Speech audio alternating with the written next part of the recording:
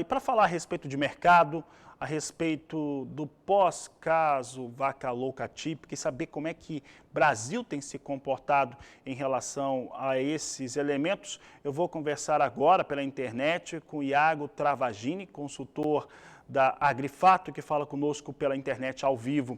Iago, obrigado pela sua participação aqui no Agricultura BR. E o que nós temos visto, né, havia uma expectativa em relação à China, Brasil, exportações, né? E sabíamos que se entrasse nessa semana de feriado prolongado não ia mudar nada.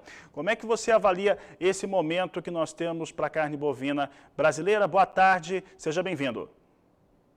Boa tarde, Fabiano. Boa tarde a todo mundo que está acompanhando o canal do Boi, Agricultura BR. E sim, o que a gente olha e visualiza agora nada mais é do que uma indefinição do governo chinês perante a volta ou não das importações, das compras de carne bovina, né? A gente teve até exportações relevantes no mês de setembro, mas o que elucida agora é que as certificações pararam de acontecer, ou seja, o mapa não emite mais certificação para carne chinesa justamente por conta da EEB. E não há ninguém hoje no país, de forma oficial, que se posicione para quando a China voltar. A decisão hoje está exclusivamente na mão dos chineses. Então a gente tem um intervalo aí entre 70 a 100 mil toneladas que são exportadas todo mês para a China, né? Basicamente é o que foi nos últimos 24 meses.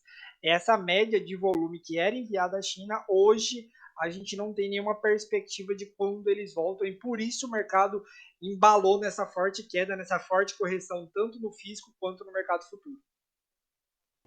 Iago, e você falou sobre esse embalo para números mais negativos em relação, ou menores em relação à cadeia produtiva da carne bovina, isso de uma maneira geral, eu falo de carne no atacado, falo de arroba de boi, e ainda não atingiu as categorias animais, mas é uma situação que vai sendo criada por conta desses elementos. Na sexta-feira última, quando nós trazíamos os destaques na terceira edição da Agricultura BR em relação aos embarques, às exportações de carne bovina, quando nós comparávamos setembro de 2021 com 2020, evidentemente você tem um volume maior. Mas as expectativas eram melhores do que aquelas que foram apresentadas, não é isso, Iago? Em relação a essa carne bovina que não está sendo exportada, que já está contratada, como é que o mercado tem se ajustado em relação ao que foi travado de preço e principalmente sobre onde que ela está ficando disponibilizada? Bem, vamos lá. Até o final do mês de setembro, tinha-se a esperança da China voltar. Então, o que aconteceu, na verdade, até o final de setembro, a gente tinha uma certificação para mandar essa carne para fora do país. Então, o Brasil estava exportando e continuou exportando durante todo o mês de setembro carne que foi certificada antes do dia 4 de setembro. Então, o Brasil continuou mandando essa carne para fora e acelerando esse processo de envio, só que o grande porém agora é que não há essa certificação. Então, o que está ocorrendo agora? O frigorífico reduz a sua capacidade de abate, começa a pular datas de escala de abate, começa a oferecer menos pelo animal, pelo bovino gordo, justamente porque ele não tem a necessidade de ficar alongando mais a escala, porque ele perdeu um demandante aí de 80 a 100 mil toneladas. A gente calcula essa média aí entre 70 a 100 mil toneladas mês, né? Então, hoje o Brasil tem um forte, o principal comprador externo fora do mercado, consequentemente os frigoríficos estão se ajustando a toda essa nova realidade. E por isso a gente vê uma pressão muito grande sobre o boi gordo nesse momento, sobre o preço do boi gordo. A carne, ela está tentando ser mantida ainda, né? Os animais que foram negociados antes daquele imbróglio, eles foram, em grande parte, honrados os compromissos previamente estabelecidos na faixa dos 315 ali, para o boi gordo, só que sem essa demanda, né, o que a gente está vendo está se enchendo as câmaras frias, os frigoríficos estão com as câmaras frias cada vez mais lotadas, esperando essa volta chinesa, e o próximo passo seria a volta chinesa e embarcar. Só que a cada dia que se passa, a câmara fria vai ficando mais lotada, e o que a gente está vendo é uma pressão tanto na carcaça casada do bovino, né, os varejistas estão pressionando a carcaça casada, quanto sobre o boi gordo. O boi gordo está sofrendo muito nesse momento agora. Iago, para que o pecuarista, principalmente, que está nos acompanhando, que é o produtor rural de uma maneira geral, agricultor e pecuarista é a maior parte do nosso público, seguramente, isso não precisa nem dizer. Mas para ele que está vendo a seguinte situação, pressão sobre os preços da arroba do boi, e por um outro lado, os mesmos números de exportação mostram um valor de tonelada em dólares historicamente mais elevado, talvez o melhor setembro que nós temos de registro, acho que ficou acima de 5.500 dólares a tonelada, um faturamento ou receita maior pela indústria frigorífica exportadora e maior ainda quando a gente imagina isso com um dólar, que eu acabava de mostrar com o meu colega de São Paulo, extremamente elevado, né, em relação a 5,40, né, e aí, claro que isso foi contratado em várias épocas com dólar, mas acima um dólar alto indiscutivelmente. E ele vê esse cenário que nós temos hoje em relação à pressão para a arroba do boi gordo. Como é que o pecuarista, e falando com ele mais diretamente, como é que o pecuarista deve se comportar dentro de um cenário como esse, no qual o que está se ditando exatamente no momento em que os preços deveriam estar em elevação, estão em queda? Bem, a gente vê uma situação muito preocupante para o pecuarista nesse momento, porque agora a gente é o grosso dos animais de confinamento. Então, você manter esse animal no confinamento por mais 10, 15, 30 dias, basicamente vai imputar em ter maior prejuízo. Né? O pecuarista vai olhar para a conta e vai ver cada vez mais prejuízo, porque a gente está falando hoje de uma diária que custa entre 20 a 25 reais no estado de São Paulo. Então, essa preocupação, o pecuarista é ainda mais intensificado porque ele está num processo em que ele já tinha pré-determinado o custo dele, que era para sair o animal há 15 dias atrás, ele segurou achando que ia voltar e não voltou.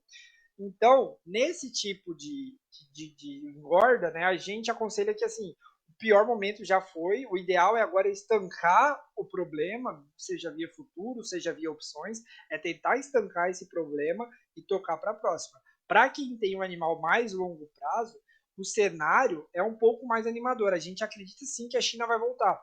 A China, a gente é o principal exportador para a China depende do Brasil, assim como o Brasil depende da China.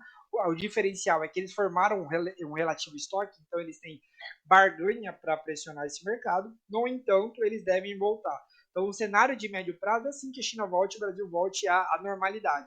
Mas agora, o que a gente vê é um cenário de total pressão para cima dos produtores, os pecuaristas brasileiros é o que vão sofrer mais nesse momento, até porque JBS, Minerva, Marfrig, todos esses já redirecionaram as exportações para a China. Porque a Argentina continua mandando normalmente, os Estados Unidos continuam mandando normalmente, a Austrália continua mandando normalmente. Então, esses frigoríficos conseguem atender a demanda chinesa. Hoje, o principal prejudicado nesse momento é o Brasil e, consequentemente, os produtores brasileiros.